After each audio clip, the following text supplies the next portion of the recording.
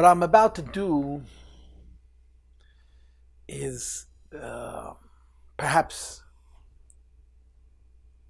a bit excessive, going beyond a certain limit. But I decided to do it anyway. I want to begin this class by introducing an idea which was from a completely different Maamar, which is not at all in this Maamar, as a way of setting up what I want to say at the outset of the class. There is a pasuk in Tanakh, Nar ha'yisi gam zokanti, v'lo yisi tzadik nezav, and so on. On this pasuk, Nar ha'yisi gam zokanti, I was a lad and I have also aged. It says in Chazal, this goes on a malach that's called Matat. Matat, whose full name is Matat Rein, Reish Vav Nun. Mem Tes Tes, and then Reish Vav Nun. This malach Matat is mentioned in Rashi, in Parshas Mishpatim, as Sorei Shalaylam. He's the malach that oversees the worlds. And in Chassidic language, this malach called Matat is the pnimius of the chitzonius. All of us know that there's an inner reality and an outer reality. The outer reality is the world, and the inner reality is the world's purpose and definition. And this malach is the overseer, is the manager, is the gatekeeper of chitzonius, of the stage, of the world per se. Sari shel oilam. He's not Sari shel Torah, and the Sari of the purpose of the creation, Sari shel oilam. So the pasuk says, Nara yisi gam zakanti, I was young and I was also old. And there's different interpretations of this pasuk. Some psukim say it one way, another psukim say it another way. I'm not going to go into the intricacies of this. The bottom line is that the way this malach matat is explained as Nara yisi gam zakanti is because he's sometimes young and sometimes old. In one world he's young, in another world he's old. He shuttles between Atzilus and Yetzirah. In the world of Atzilus, let's say he's young. In other words, compared to what's happening in Atzilus, he's diminutive, he's a kruv, kiravya. And in the world of Yetzirah, he's a zaken, he's a sage. And there's some Maamar that actually say it the other way, but I don't want to get into that issue. The point is that there's a malach called Matat that navigates, that moves, that shuttles from a world to a world, delivering chayes and so on. And this malach acts as the intermediate to bring the chayes from a higher level to a lower level, or from an inner level to an outer level. And as such, he's sometimes called Nar and sometimes called Zaken. His name changes based on where he is. So of course, when Chassidus talks about Matat and Nar Yisi Gam Zakanti, there are all kinds of discussions. And one of the discussions is the very fact that he fluxes. In other words, not getting into the specifics of being in Atzilus and being in Yetzirah. The very idea that he shuttles from a world to a world defines him in a particular light. That he's a being that moves from one place to another. He's not permanently in Atzilus, he's not permanently in Yetzirah, and so on. So it puts him, so to speak, in a unique place, if you will. Why am I saying this? Because in our mind, we're talking about chashmal. Chashmal means silence and speech. Chash means quiet, quiescence. Eis ledaber ve'eis lachsha eis ledaber. Chosh means to be silent, and mol means to speak. And I mentioned to you in the last week's class that Achashverosh, it says in the Maamar, is also chosh rosh, that he's silent and that he speaks. Achashverosh is also explained in a similar light. Chosh means he's silent, and rosh somehow means that he speaks. A similar notion. And before you get into the dynamism of chashmal, in other words, what chash means and what mal means, there's a much more basic issue. And the basic issue, of course, is the very fact that there is a malach, or there is an entity, or there is a level of ishtalshlos, a level of alakus, which fluctuates from one condition to another condition, shows on the opposite of permanence. Something which is permanent is always in the same condition. The fact that it goes from quiescence to speech and back again shows on a limitation in its quiescence and its quietness, and also on a limitation in its speech because of the interface, because of the meaning of the chosh and the mal. And that's what chashmal comes to connote. Chashmal is an energy, it's a light of godliness, but it's a light of godliness that sometimes is included in what's above itself, and then it's in a state of quiescence, chosh. Sometimes it's in a state of descent and hashpah when it's called mol. And the combination of chosh and mol defines a unique kind of creation. A creation that's subject to change, a creation that on the one hand has bittul to what's higher, on the other hand it has a hislapshus to what's lower. In other words, it's a being that is both ratzay and shev. Right? The chosh is ratzay, the mol is shev. The combination is a combination of ratzay and shev. And if we were getting really into this conversation, we would say that the ratzay already has a shuv. The shuv includes also a ratzay, which is basically the definition of chashmal. When you have two tnuas, you have two basic definitions. Each definition offsets or qualifies the other. So in the chosh you have mol, and in the mol you have chosh. Which is why chashmal, like matat, is chitzenius. It's external. It has to do with something on the outside. Because things on the pneumiistic level are either one or the other. They're not both. The fact that chashmal combines his batlus and a bittul chosh, and a gilui and a hislapshus mol, the totality of chashmal comes to represent something which is not totally batal, not totally mitzias, but something in the middle, which is a mitzias unto itself. That's the concept of chashmal. And in our Maamar, in the last week's class, chashmal was defined as a shmira, as a garment that protects. It's a makif, it's around, and it protects. There is a hishtalshalus from a higher level to a lower level. And of course, if you were here last week when we discussed it, the highlight, the gelas hakeseres, the thing that occupied the primary place in the class last week was the idea that there's a pnimius hishtalshalus and there's a chitzenius hishtalshalus. There's an inner hishtalshalus and an external hishtalshalus. And I discussed with you the difference between the inner and outer hishtalshalus. That the inner hishtalshalus is without any blockages. There's no meitzar agorin. There's no kruma, the posik, b'mui, the banash. It's pnimius hameichin v'amidis. It goes from Ratzah to Chochma to Bina to Bidis to Machshava. They were a Maisa without any elements of estate. And Pnimi is the Keish Talshus. But then there's also a Chitzenia is the Keish Talshus, where in order to go from one to the next, you have to stop the first and begin the second and so on. On this external level, there could be a unique Chitzenia. On the internal level, on the deeper level of Ishtalshalus, it's very deep and very connected to the highest. And therefore it's bittul to what's above it. Guards, preserves. But on the level of chitzenius, because it's external, and because it's with mitzias, because it has demonstration, has external form, there could be a unikas achitzenium, so there's a chashmal. Chashmal is a makif, it's higher than the hashpah, it's above the hashpah, it comes from bina, and it protects by being a combination of bittul and gilui. The bittul connects it to what's above, the gilui subdues, it quiets what it's trying to keep in the right place and protects it from going to the wrong place. That's how we discussed chashmal in last week's class. And I stopped right in the middle of the discussion. I didn't finish the discussion on chashmal. If you see how I divided up the Maamar, I didn't divide the Maamar by classes, but rather by topics.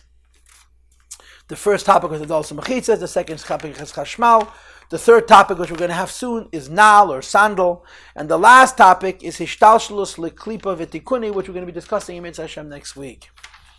But I chose to stop in the middle of the discussion of chashmal because I wanted an opportunity to reset it and to repeat it a second time because we're speaking on a lower madrega. The essence is, chashmal is an external being. Chashmal is a metzias. Chashmal is an entity that announces itself in a revealed way. It has a very high source, but it announces itself on a lower level. So its high source gives it its strength, and its lower manifestation is the reason it's a shmira for a davar pnimi. So in last week's class, the discussion on chashmal was in Atzilus. In the few lines that remain in our discussion of chashmal, he starts to speak that chashmal exists not only in Atzilus, but in the lower worlds as well. And let's begin to read on line 77. V'hine, zehu bechashmal shabi yitzfiras atzman. The chashmal we talked about last week is in the 10 spheres of Atzilus. The 10 spheres of Seder Ishtalshalus, which are of course connected and so on, but because they're in a state of gilui, and Metzias, there could be a Yanika, and you have to have Chashmal as a Shmira. So the Alter Rebbe now continues and he says, V'chein b'malach. Just like in Atzilus, there's Chashmal between Atzilus and Bria. Where Malachim are created, there's also Chashmal. Moreover, in the world of Malachim in general, there's a Chashmal. The Chashmal exists in many places. And Chashmal is always the same thing. It has a very high source, and that high source affects that the Pnimius of Chashmal is in a state of Bittul Chosh.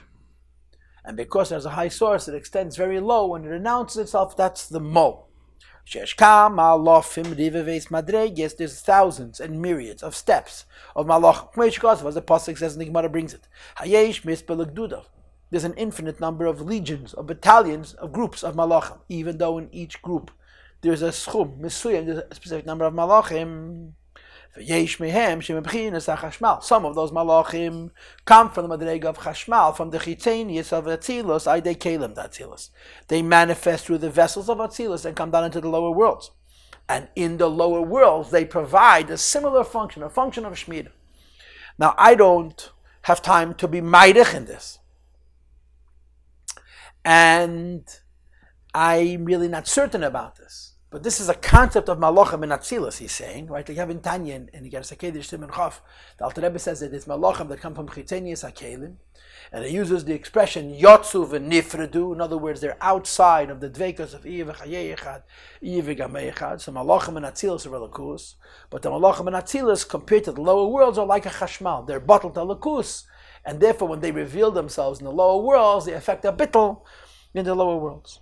Line 82 now, as the Chazal tell us that b'sha'ah shahadibur yeitzei mepi HaKadosh Baruch Hu, when the voice, when the speech comes forth from the mouth of HaKadosh Baruch Hu, so to speak, choshes, the malachim that are on the lower level, go silent. And there's a riboy madreges in this.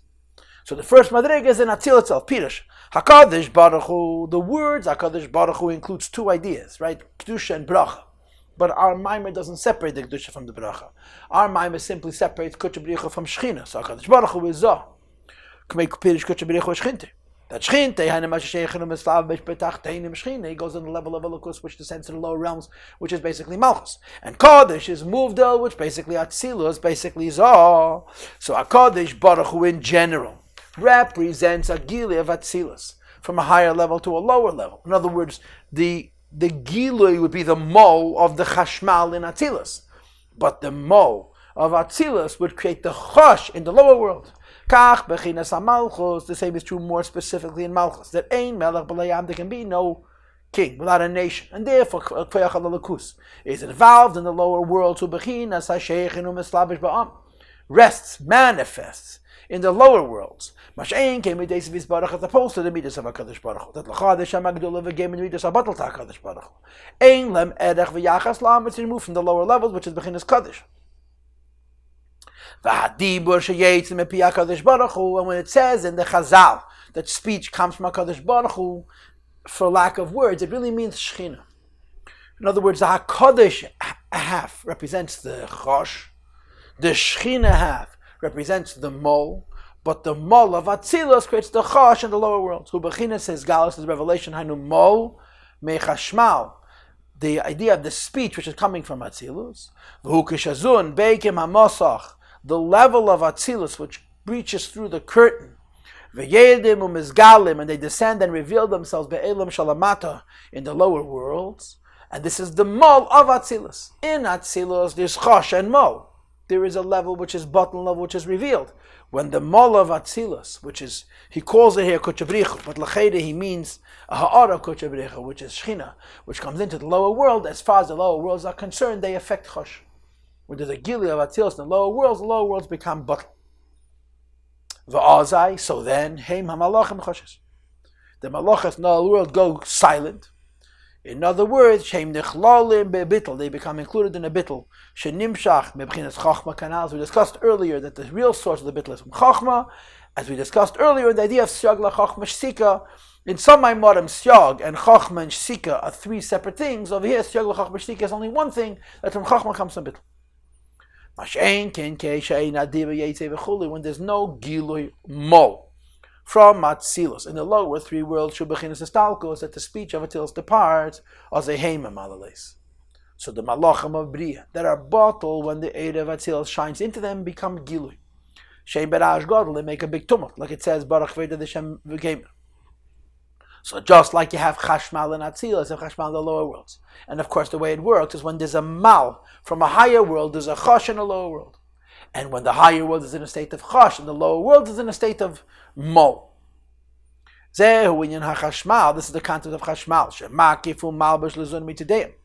That surrounds and acts as a garment around Zav Atzilus. Shehu B'chdei Shalayihi Yinika Sachitzein. There should be no Yinika to the Chitzein. So the Alter Rebbe says that specifically Chashmal is an Atzilus. And it's a shmir of the Chitzein Zav Atzilus and being a Yinika Sachitzein. And in general, there's Chashmal on many levels and in many worlds, and it always serves a similar purpose. In the Madrega of Chitzeinius, which is a concern that you be a Yinika, you have to have a Makev, which is a shmir. Stop. Okay, Chashmal is done. Now, if you can go back to line 31 and 32 and 34 of this Maamar, you will discover that the Alter Rebbe is talking about Mesechim, masks, screens, curtains that limit and diminish. And if you can remember the first class we had on this Maamar, we talked about how sometimes limiting something and diminishing something is actually advantageous. By making it less, there is an advantage. There's a maila, there's a yisre, there's an addition. Because when you have a limited light, it can come into a lower world, and the lower world can exist, and the purpose of the world can be achieved. We'll be visiting this Mitzvah Hashem at length in the next class. But the point is that limitation means limit, but limitation sometimes has an upside in terms of what's able to happen as a consequence. And the discussion on Chashmal is one of the screens, one of the limiting aspects is Chashmal. So if you look on page 30, on the line 31, 32, and 34, we started off with the concept of a Parshas, of a screen, of a curtain. And a curtain blocks the light, limits the light.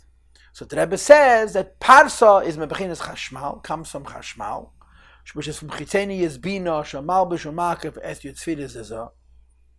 And then it says, V'Yutzfida the Nukva is Kosnei Seir. It's a tunic of leather, umal bisham, and clothes them, it's them all around them. There shouldn't be lo yunika to chitzein. So the way I taught this to you is that there's two separate concepts here. Chashmal is one concept, Kosnes Eid is the second concept, and in the next line, 34, it says Mitachas Ragleim, Hu Bechinas Minal is a third concept. Now, I'll be candid, I've never come across in Chassidus an explanation on Kosnei Seir. I've certainly never come across in Chassidus an explanation of how Kosnei Seir is lower than Chashmal and higher than Minal. So I looked a little bit today. There's a Maamar Tavkuf Samach Vav, which is the same Maamar we have here today, much, much longer. And it turns out that in the other Maamarim, it's explained differently. Some of the Maamarim say that Chashmal is a general idea. And the general idea, which is called Chashmal, has a number of different names at various points in Ishtalshalos. At one point in Ishtalshalos, it's called Kosnes Eid. Another point in Ishtalshalos, it's called Minal. In short, what I'm saying is this. When I presented the Maamar, and I'm not completely backing away from what I told you, I explained to you that there's three concepts of Parshas, of screens that limit and contract. The first is called Chashmal, which limits by being a great revelation. The great revelation is a limiting factor. How is revelation limiting? Because a very powerful light affects his battles and the lesser light that it shouldn't go l'makam she'ein in an inappropriate place. Then you have the limitation of what's called kosnei seir, the tunic of leather. And the last is minol, shoes, sandal, which we're going to get to soon, which of course you have in our Maamar. So, to be honest, for purposes of full disclosure, I explained to you Chashmal. We're going to explain now in sandal. I don't have from Chassidus an explanation of Kosnei Seir. I simply don't know what it means, Kosnei Seir. So I don't have anything to say. I'm just going to say several thoughts. And the ideas are written, but the association to Kosnei Seir, I simply don't know. The place where Kosnei Seir is brought is when they're talking about the opposite idea. That there's a different kind of Kosnei Seir, which is not a tunic of leather, but a tunic of light. So I'm going to say 2 points about Kosnei Seir with the Naya. The first is that a ksenes, a shirt, means it fits you. It's a malbush, which is a fimidas. It fits, as opposed to a screen or a sack, as it's sometimes called. So when you're talking about a kosna, you're talking about a garment that fits. The mystical idea of a garment that fits is that because the lavush and the malbush, the garment and the wearer match, the garment reveals the wearer. If the garment didn't fit, like putting a person into a sack, so the person would be encumbered and be covered over, and his mobility and his function as a human being would be inhibited. Because it fits, they're uninhibited. So the word kosnais connotes a certain kind of revelation, because it's the right size. On the other hand, it's leather. And al pi Kabbalah, animal skin is considered the thickest, the lowest garment, right? And in Chassidus, you're taught that there are garments which are very fine, like silk. There are garments which are less fine, like wool. Linen is a bit different. Linen is a tricky one, how linen fits into this whole thing. And then the lowest kind of a garment is a garment made of leather. Because leather, even though it comes from an animal, it's toughened, and it comes from the animal after the animal is from the daimim shabitzemeach, or the tzemeach shabachai, and so on. So there's different levels of garments, and leather, for whatever reason, is considered the thickest garment. So kosnais means a garment which is very thick, very concealing. But at least it's midase, it fits, and therefore the degree of concealment is tempered somewhat. So I'm saying this, but I don't know pshat and kosnais. It's conceivable that I read something in the Maamar which was never intended in the first place. But this is how I'm teaching it to you. So because I couldn't find the discussion, I just gave you these couple of minutes. The point is this: there's 3 parsois, there's screens, 3 different garments. The first garment is called chashmal. We talked about this last week, I repeated it again. And the second garment is called kosnais eir. And now we're moving on to the third garment, which is called nal, or sandal, the shoes. Under the feet of Atzilus, you have the idea of beautiful shoes. And Bas Nediv goes on Bechinas Malchus. Malchus of Atzilus is called Bas, and Bas Nediv is wearing shoes. Underneath her feet there's shoes. Now I want to add something here, which is brought in Maamar Chassidus, Maamar Chazal, that it's brought in Chazal that Chanoich was a Oisem in Olam Hoya. There's a personality in Chumash named Chanoich. Chanoich lived exactly 365 years. And of course, you probably know that the reason he lived that number of years because he had to do with the sun. And the whole question was it solar worship? Was he worshipping the sun? Or was he worshipping the Eibishter, who was the creator of the sun? And of course, the Torah tells us, and actually explains it, that he was kal v'daite, he was not deep in his das, and he was close to falling into a negative trap, so the Eibishter took him away from this world. Chanech is called a Isam and all, made shoes, a shoemaker. And it also says in Kabbalah and Chassidus that this guy, this entity, this person, Chanech, becomes the Malach Matat that I spoke about in my introduction. So it's explained in Chassidus that the idea that he made shoes is a mystical concept. He made shoes, it was a big chiddush in the ancient world to make leather shoes. But this Malach, this entity, this individual called Chanech, who was Davak and Alakus, the idea of making shoes was to make a garment between the higher world and the lower world, between Atzilus and Bria, which is comparable to sandal, to shoes. And this was his place, this was his level, and he became a Malach, just like Elyonav, he became a Malach, Chanech became a Malach, and the Malach he became was the Malach Matat that I mentioned to you in my introduction, that he shuttles, so to speak, between Atzilus and Yetzirah. So the topic that we now have on the table, that we wish to explore, is the significance of what we're calling this third levush, this third garment, the garment of Nal, a garment which conceals. Says the Rebbe, Nal zeh, this shoe, Eine levad, is not only bishvil shaloi yihi yenikes achitzeinim, that there should be no flow of godly light to klipa, which is excessive, which is inappropriate. Elohum mafsek, he also obstructs shalayir kol gilui kol ha'er b'shav, all the light of Atzilus should not be revealed, because in Atzilus we say ihu v'gamei echad, that li is kach bebriya, that in Bria there should also be such a revelation. Ela sheyeh bebechinas bria yesh. That the world of bria should be, in a state of yesh. So this garment of nal, which is also called sandal, has two purposes. It protects from klipa getting, and it also limits how much chayes goes matzilas into bria. And of course, the two are interconnected. By limiting how much chayes goes matzilas into bria, it is protecting the chayes from going to an inappropriate place. V'hainu, this means there's a screen that separates bein atzilos lebria, between the world of atzilos and the world of bria. V'ha'oir shenimshach me'atzilos ayadei hamasach, the light which penetrates from Atzilus through this screen. Lahachi is Bria, to create Bria. Who Oir Shel Tulda is called the Oir Shel Tulda, a light that is a Tulda, that is an offspring, that is a new creation from the world of Atzilus, which I'm going to explain to you in Mitzvah Hashem soon. So here we're going to stop, and here we're going to have a conversation. This Nal, or this sandal, Atzilus and Bria, is also called a Parsa. A Parsa, which is of course the basic point of our Maamar, that is Parshas, that is screen in one world and another world.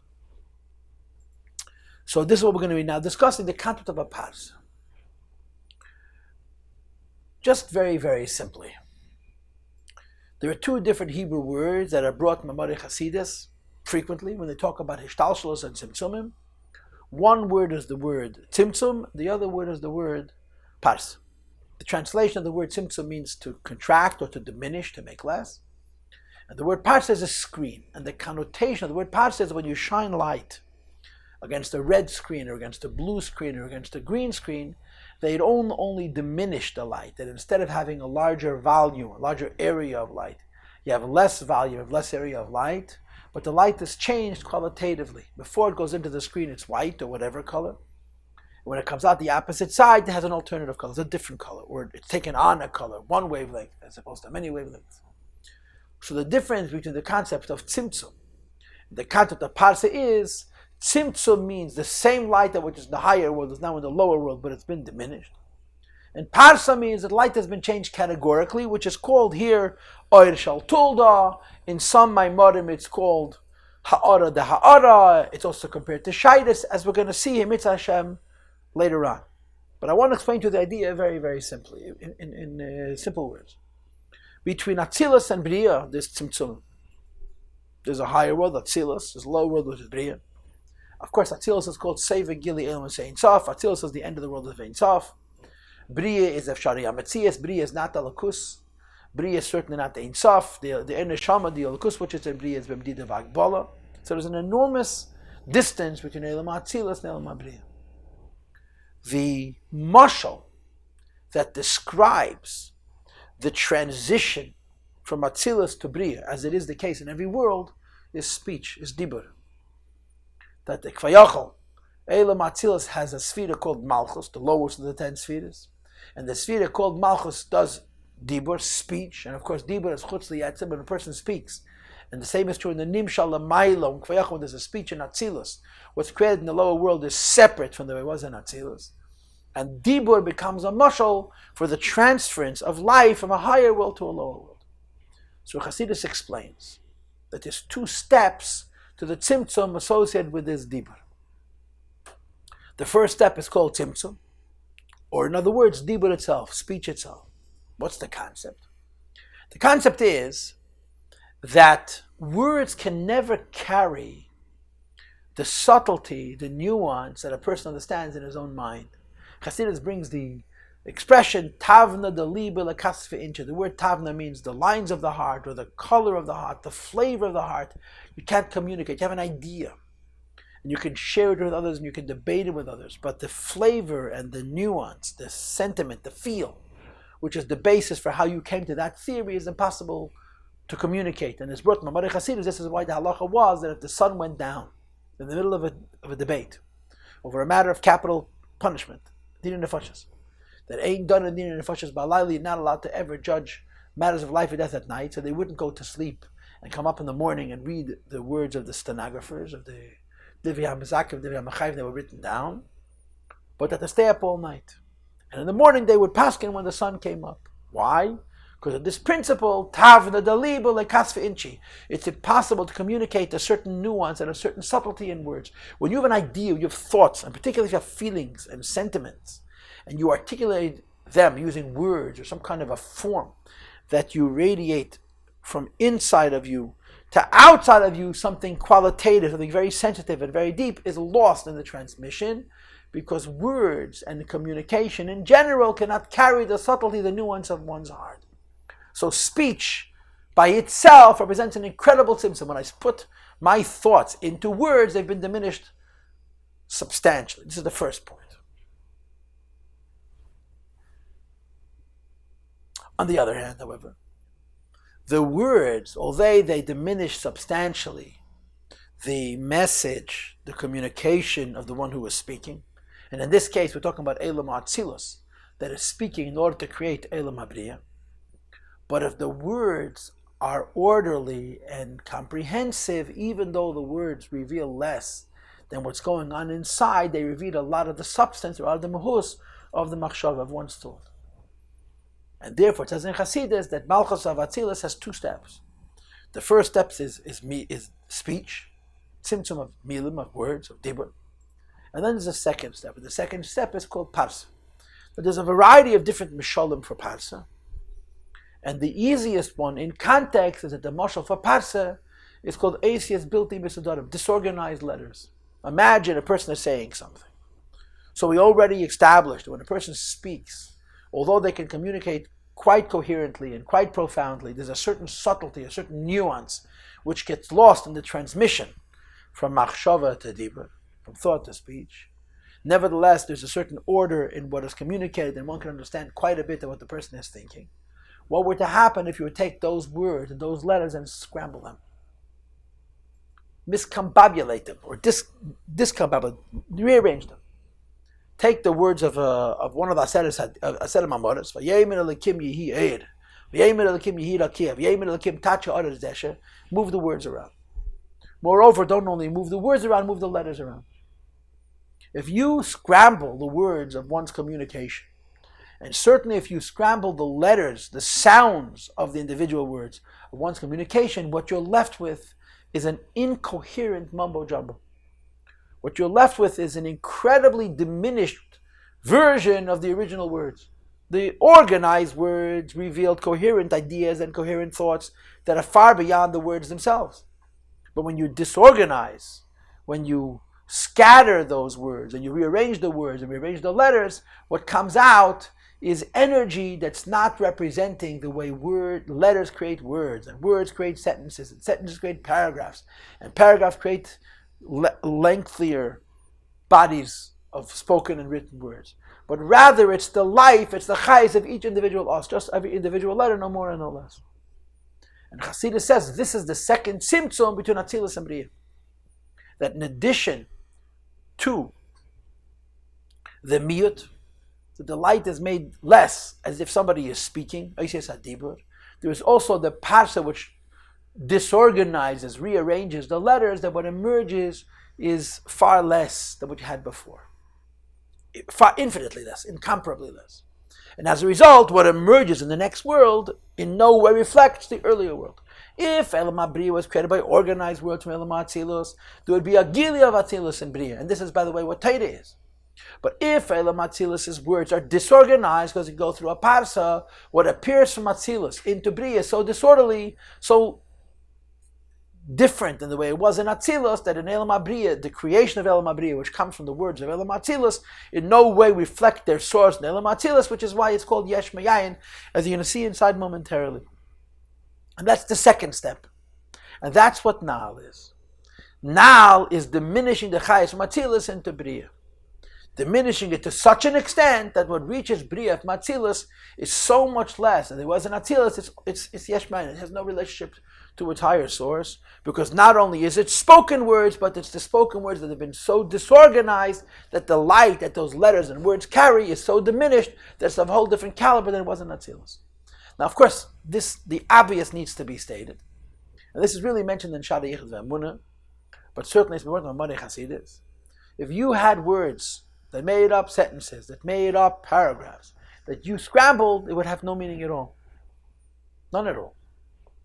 When the Eibishter has words that make up sentences, that make up paragraphs, that make up essays, and so on and so forth, every individual word and even every individual letter has sufficient life and energy and light to create, because it's a lakus.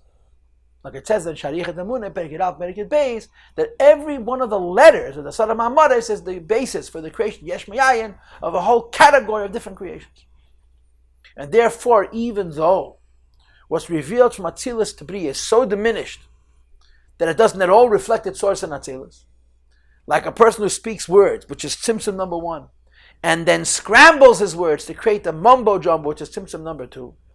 But there's so much light and life and energy in every individual letter that it accounts for the events of creation, the lower worlds, but in a way of Yesh Me'ayin compared to how it is in Atzilus. And that's the Taich Parsha, and that's the Pshat now.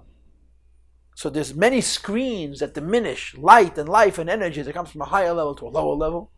And if we're understanding the Maamar correctly, our Maamar speaks about 3. We have Chashmal, we have Kos Neseir, and now we're talking about now. Between Atzilus and Bria, there's a lavush that only diminishes the light that comes from Atzilus into Bria, it makes it into a whole new Metzias. And this whole new Metzias is known by many names. What emerges in the lower world, in Bria, from Atzilus, as it passes through the Parsa, and as a result comes what's called in our culture B'Shinam Hosa, a totally new substance, is called Oyer Shel Tud, line 100.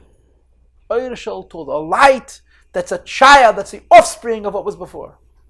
Light operates by emanation, by shining and reflecting its source. Oyer Shel Tud means a light which is a new creation. And Oyer Shel Tud has a number of different allusions. It's sometimes called a Ha'ara de Ha'ara. It is sometimes called a Ha'ara Nivdelas.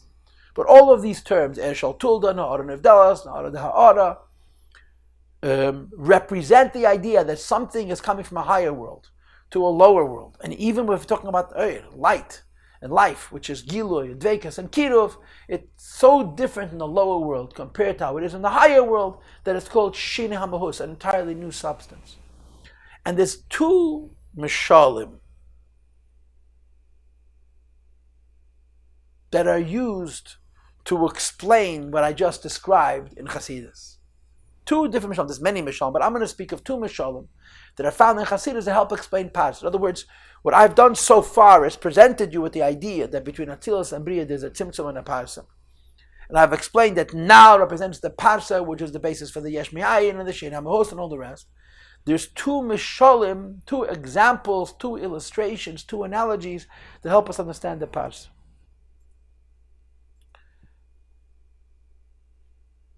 The first is Shaitis, is hair. According to, and we've discussed this in years past, in other Maimorim, in V'Nigdashti, I think.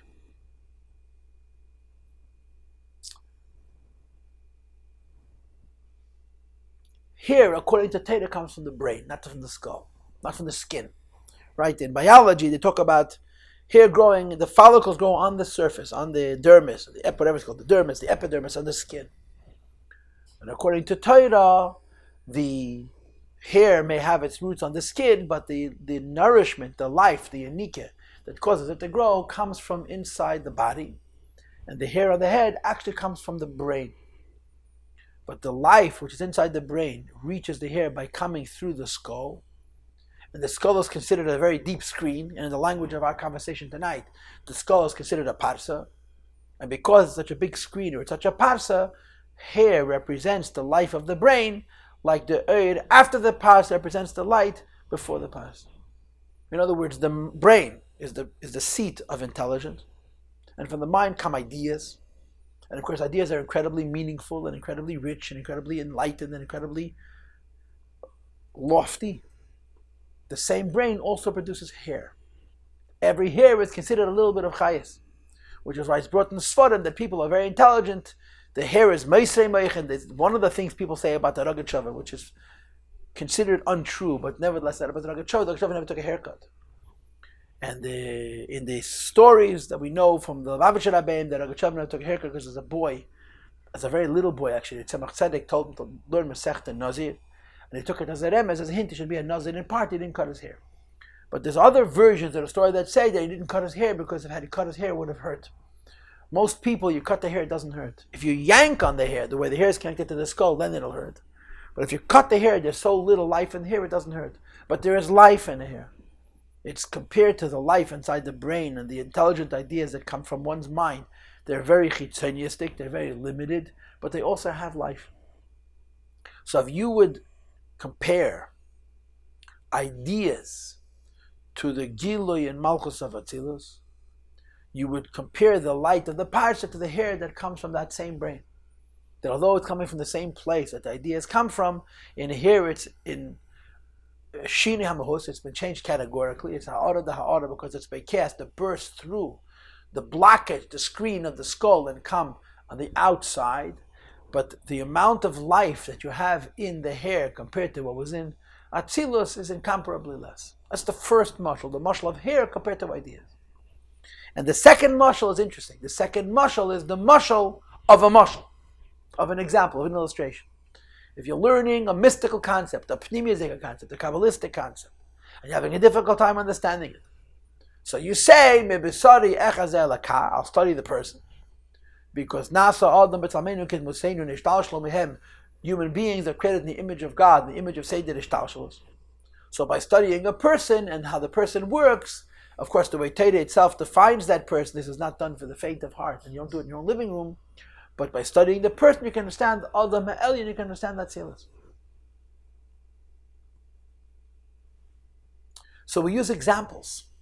Chassidus is full of examples. Examples of a king, example of speech, example of throwing a ball or throwing a stone, examples of growing and learning, examples of teachers and students. Probably the majority, or perhaps even the vast majority, of Mishalim found in Chassidus are Mishalim that revolve around the metaphor of a person, of Adam.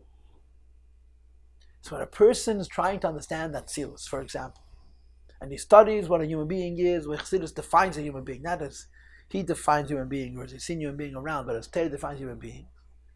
By studying what a human being is, albeit he's studying what a human being is based on what's in Torah, it helps him understand Seder Ishtalshalos. But if you think about it, if you use a mashal, an example, to explain Atzilus, right? For example, you want to use the moon as a mashal for Malchus of Atzilus. Like it says in Liadi Moskva, the volume of the moon and the mass of the moon and the density of the moon and the spherical nature of the moon, all are mishalim, every detail is a mashal of Malchus of Atzilus. No, when you study the physical moon, what do you know about Malchus of Atzilus? The mashal brings you closer to the idea, the analogy, the allegory, the metaphor brings you closer to the idea, but it also stands between you and the original idea. And the same is true in every idea of learning, an example, an illustration, a mashal, which helps a person understand abstract ideas. The mashal and the nimshal are very, very far apart. The distance between the illustration, the example, the parable, the analogy, and what it is representing, what is helping you understand, they're incredibly remote, very, very far away. Similarly, the chayes abriya comes from Atzilus through a parsa, and relatively speaking, the chayes abriya is like a mashal where Atzilus is the nimshal. Atzilus is where godliness is revealed, briya is where something much, much less is available, and it comes b'shini hamos, ha'ara the ha'ara, a new metzias. And this happens because of the parsa. And this is what our Maamar is about. Our Maamar is about mechitas and avdalos, screen separations. As we discussed, our Maamar is arguing that mechitas and avdalos can actually be construed as a good thing, because they set up the possibility for godliness to be revealed in the lower world and all the other things which we're going to learn about in Mitzvah Hashem next week. And there's different levels of screens. And again, if we're right, and we don't know if we're right, one level of screen is called chashmal. A second level of screen is called kasnis eir, although in some places the same thing is chashmal. And the third level is nav. It doesn't only diminish the light, it affects it should be a shinem hos, a totally different light. But it too reveals enough godliness, matzilas, and tebriya to create. Let's start again from line 95. Read it one more time. Mitach as ragleim, underneath the feet of these malachim, ubechinas mayof, upamayach bana olam bas nadim. How beautiful are pamayach, your feet in your shoes. Bas nadiv, the daughter of the nadiv, of the generous one. Who b'chinas malchus. That Bas Nadiv, the daughter of Nadiv, goes on malchus of Atzilus. Says the Rebbe, Nal ze eine levad. The purpose of these shoes between Atzilus and Bria is not only b'shvil shalei yihi yinikes achitzedim, to prevent light and life and energy from going from a higher world to a lower world. Ella, but rather who mafsek, you interrupt, shalei yihi kol gili ha'ed sheba Atzilus. There shouldn't be all the revelation of Atzilus, which is called in Chassidishe Parsha of a ha'ara of Ein Sof. The Iva Gamei Echad Lias Kach Bria, there should be the same thing in Bria, Alashia Bechinas Bria Yesh. So the Parshas is not only blocking, it's actually revealing. But it's blocking the Pnimius in order to reveal the Chitzenius. It's blocking the deeper light in order to reveal the outer light. V'hainu, this means Al Yedei Sha'amosach Mafsek. The screen separates between Atzilus LeBria, between the world of Atzilus and the world of Bria. V'ha'oyer she'nimshach mi'Atzilus, the light which comes from Atzilus. Al Yedei HaMosach, through the screen. Lahachia is Bria, to give life to Bria, who Eir Shel Tulda. What emerges is light, Shel Tulda, of a whole new level. It's considered a creation compared to what else. You never refer to Eir as a child, you refer to Eir as a Ha'ara. In this case, it's a brand new, it's an incomparably less station of light. It's called Eir Shel Tulda, it's called the Ha'ara. The Ha'ara is called the Ha'ara Nevdelas, and it probably has a bunch of other names as well. And this is how Elam Abriya is coming from Atzilus. Fakert, the Parsha is revealing some of the light of Atzilus into Elam Abriya. At the same time, it's Yesh Mayin, it's Shin HaMahus. Says the Rebbe on line 101, V'lachein Nikra Abriya Yesh Mayin. Which is why when you compare Bria to Atzilus, although Atzilus is a revelation of godliness, and Bria is a less revelation of godliness, and Bria comes from Atzilus, in the language of Chassidus. Elam Atzilus is the Gilim Hus of Ha'arav Alakus. And Elam Abriya is the Gil of the Metzias of Alakus, the distance between the Gili of the level of Metzias and the Gilin level of Mahus is called Yesh Mayai, from something from nothing, or something from a non-thing. There's an incomparable distance between its Yesh state, which means an independent, self-centered entity with the center of its being is itself, to Ayin, to its Bittul HaKadosh Baruch. And of course, we all know the question which is asked in 100 Maimarim. V'agam de memcha hakel ksiv, does not everything come from HaKadosh Baruch Hu? Moreover, everything next to him is nothing. So if the Eibush is the source of everything, and everything compared to him is nothing, why would you say that the world is Yesh and he's Ayin? You should say Faket, he's Yesh and the world is Ayin. Im kol zeh, nevertheless, Nikra, we call the world Yesh. The world is the independent being that exists. And we say its source is Mei Ayin. Why? Because it's not coming from Hashem himself. B'pnei sheheizhavos hayesh, the actual creation of the independent Yesh. Pardon me, it's light which comes through the screen. So the light before it enters into the Parsha is ayin, is hidden away from the light that's going to emerge after the Parsha, because it's going through the Parsha. So